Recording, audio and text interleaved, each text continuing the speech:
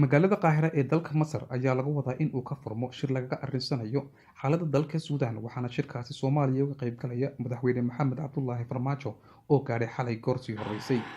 shirka oo soo qaban qaabiyay madaxweynaha dalka Masar Cabdi al-Siisi sidoo kalena ah gudoomiyaha midowga Afrika ayaa waxaa ka qaybgalaya dalalka kale ah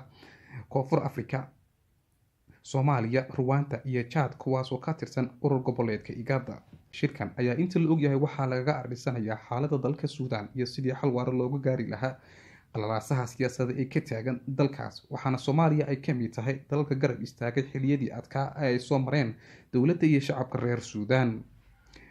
madaxweynaha ayaa shirdoceedyo dhinaca kale madaxweyne Maxamed Cabdullaahi Farmajo ayaa shirdoceedyo la yeelan doona madaxda Afrika ee ku sugan Masar iyo mas'uuliyiinta dalka Suudaan ee ka qaybgalaya shirkan isagoo la wadaagi doona mowqifka dowladda iyo shacabka Soomaaliyeed ee ku aadan garab istaaga iyo taageerida shacabka dalka Suudaan.